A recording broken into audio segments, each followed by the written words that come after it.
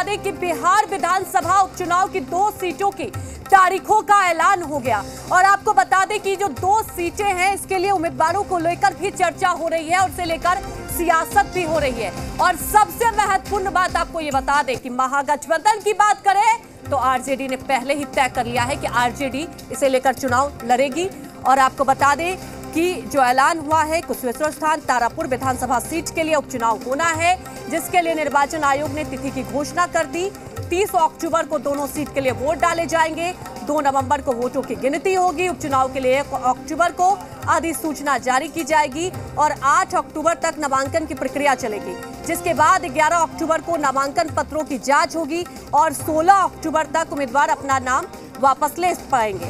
और इसी बीच विधानसभा उपचुनाव के लिए सियासत भी शुरू हो गई है। आपको बता दें कि आरजेडी ने बड़ा फैसला लिया है। आरजेडी दोनों सीटों पर चुनाव लड़ेगी।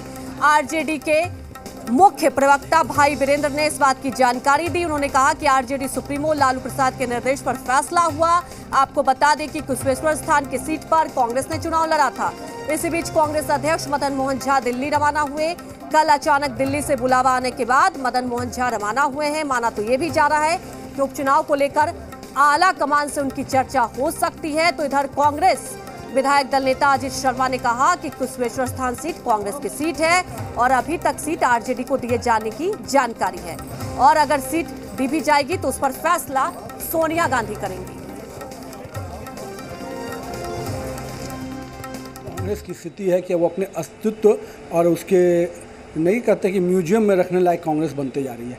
तो अब तो उनके पास रहने के लिए ना चुनाव लड़ने के लिए ना कैंडिडेट है ना कोई। अब तो राष्ट्रीय जनता दल के बैसाखी से वो बिहार में अपने आप को किसी तरह बनाई हुई है। मुझे लगता है कि वही स्थिति है, ना उनके पास प्रत्याशी होंगे ना लोग होंगे, इसलिए उन्हें राष्ट्रीय जनता दल का सहारा लिया है। महागठबंधन के साथ ही आपस में तय करेंगे।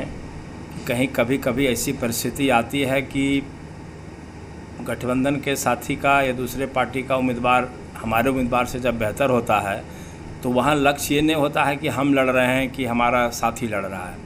लक्ष्य होता है कि कौन सा प्रत्याशी जीत सकता है। ये रणनीति होती है, लेकिन ये फाइनली हाईकमांड को इस पर निर्णय लेना है। हम लोग अभी इस पर अधिकारपूर्वक कुछ नहीं कहने की स्थिति में हैं और हमको लग रहा है कि चूँकि चुनाव तुरंत होना है, इसीलिए इस पर भी फैसला अगले कुछ ही दिनों में हो जाना चाहिए। विधानसभा उपचुनाव की घोषणा हो चुकी है और बड़ी खबर निकलकर ये आ रही है कि दोनों सीटों पर आरजेडी ही चुनाव लड़ेगी। हमारे साथ आरजेडी के प्रवक्ता है मृत्युंजय तिवारी, उनसे बात कर लेते हैं। मृत्युंजय जी, दोनों सीटों पर आरजेडी चुनाव लड़ेगी? निश्चित रूप से राष्ट्रीय जनता दल दोनों सीटों पर लड़ेगी, लेकिन अंतिम निर्णय महागठबंधन में शामिल सभी दलों के नेता बैठ करके तय करेंगे और सब लोग ये चाहेंगे कि दोनों सीट महागठबंधन की झोली में कैसे जाए, इसके लिए सब लोगों की सहमति हो जाएगी। चर्चा इस बात की है कि लालू जी ने ये कहा है कि दोनों सीट आरजेडी लड़ेगी तो जीत हम लोगों की सुनिश्चित है। तो लालू जी की स्ट्रैटेजी के तहत ही आप लोगों ने फैसला लिया? निश्चित रूप से आदरणीय लालू प्रसाद जी से बड़ा तो कोई राजनीति के खिलाड़ी हो नहीं सकते हैं। उनको नब्ज पता है कि किस तरह से दोनों सीट हम जीतेंगे और ये सभी महागठबंधन की जीत होगी और बाकी तो नेतृत्व बैठ करके तय करता है। वहाँ पर हमारी मजबूत स्थिति में है।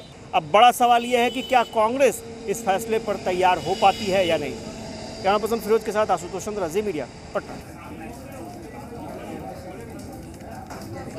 मुझे नहीं मालूम, लेकिन वो सीट रही है कांग्रेस की। और उपचुनाव में अमूमन पार्टियां नहीं बदलती है या कैंडिडेट नहीं बदलते हैं अगर गठबंधन है तो इसलिए अभी गठबंधन कायम है।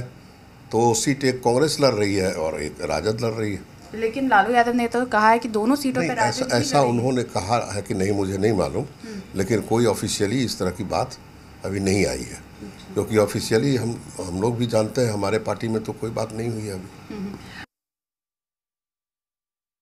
वो कैसे बयान दे रहे हैं वो तो वो जाने, लेकिन मैं फिर कह रहा हूँ, पिछले चुनाव में कांग्रेस कुशवेश्वर स्थान लड़ी थी, 7,000 वोट से मात्र कुमार जी हारे थे। अब वो अगर बयान दे रहे हैं तो ये तय राहुल गांधी जी हमारे और आदरणीय सोनिया गांधी जी तय करेंगी, लेकिन कांग्रेस को चुनाव उस स्थान लड़ना चाहिए क्योंकि पिछड़ा हम लोगों ने लड़ा था। आप तेजस्वी यादव कुछ कहना चाहेंगे? नहीं, हम आदरणीय तेजस्वी यादव जी को यही कहेंगे कि आपके जो प्रवक्ता बयान दे रहे हैं, जब तक कोई फैसला नहीं होता है दोनों पार्टियों कांग्रेस और राजद के बीच, तब तक किसी प्रवक्ता को ऐसे बयान नहीं देना चाहिए। तो आपने सुना, अलग अलग रिएक्शन भी आए, लेकिन सवाल ये उठता है, एक तरफ महागठबंधन कह रही है कि ठीक है चर्चा कर लिया जाएगा, तो दूसरी तरफ ये कह भी दिया गया है कि दोनों सीटों पर आरजेडी की तरफ से चुनाव लड़े जाएंगे। तो सवाल उठता है, एक तरफ कांग्रेस नेता की बात की जाए, आला कमान से मुलाकात करने पहुंचे हैं, तो इसके क्या कुछ मायने होंगे ये भी समझने की कोशिश करेंगे। तमाम जानकारी के साथ हमारे साथ पटना से हमारे संवाददाता आशुतोष लाइव जुड़ चुके हैं। आशुतोष, देखिए सवाल ये महत्वपूर्ण है कि 2 सीटों की बात की जाए, देखिए आरजेडी सबसे बड़ी पार्टी है, तो एक तरफ पहले ही कह दिया गया है कि देखिए दोनों सीटें तो आरजेडी लड़ेंगी, दूसरी तरफ यहां पर आला कमान से मिलने भी पहुंचे कांग्रेस नेता। तो क्या आपको लगता है कि महागठबंधन में कहीं ना कहीं इस पर मंथन होगा? दूसरी तरफ खबर तो यह आ रही है कि लालू यादव ने तो पहले ही कह दिया कि अगर यहां पर चुनाव लड़ती है आरजेडी तो जीत तय है। क्या लगता है आपको, किस तरह से इस पर सियासत और होगी?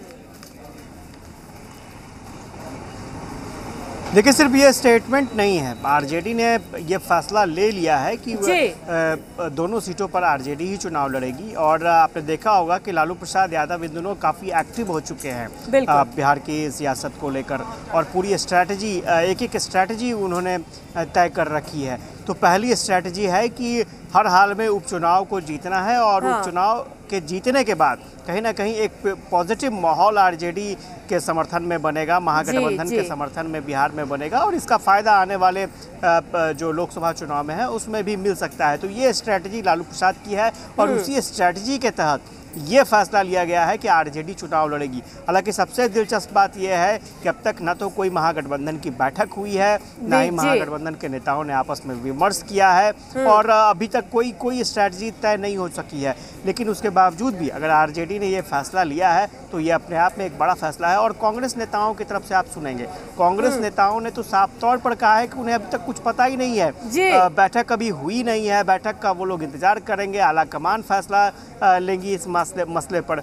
लेकिन बड़ा सवाल यही है कि क्या वाकई इस बार कांग्रेस झुक जाएगी, क्योंकि जो जीत की मार्जिन थी वो बेहद ही कम थी कुशेश्वर स्थान पर, और कुशेश्वर स्थान लगातार कांग्रेस की सीट रही है। और अशोक कुमार जो है, डॉक्टर अशोक कुमार, वो पुराने कांग्रेस के नेता रहे हैं। लेकिन आपको याद होगा लोकसभा चुनाव में उसी तरह से औरंगाबाद सीट कांग्रेस को छोड़नी पड़ गई थी। आपको याद होगा निखिल कुमार पार्टी के बहुत सीनियर लीडर थे, लेकिन आरजेडी के दबाव में कांग्रेस को वो सीट छोड़नी पड़ गई थी। तो क्या इस बार भी अशोक कुमार को निराशा हाथ लगेगी? कांग्रेस पार्टी अपने सीनियर लीडर की डिमांड को दरकिनार करते हुए आरजेडी को ये सीट दे देगी? तो देखना बहुत ही दिलचस्प होगा। और ऐसी उम्मीद नहीं थी कि उपचुनाव में इस तरह की तस्वीर निकलकर सामने आएगी। तो उपचुनाव जीतने की बात तो पहले दूर है, महागठबंधन में कम से कम जो पहले चुनौती आ रही है कि आपसी जो टकराव हो रहे हैं, पहले उससे जीत पाना। बिल्कुल, देखिए आशुतोष, एक आपसी टकराव, और आपने एक महत्वपूर्ण जानकारी यहाँ पे बताई कि देखिए क्या है कि अभी तक कांग्रेस को तो ये भी नहीं पता, ना कोई बैठक हुई है। दूसरी तरफ अगर आप देखिए आरजेडी की तरफ से तो ये ऐलान कर दिया गया कि दोनों सीट पर आरजेडी की तरफ से उम्मीदवार होंगे।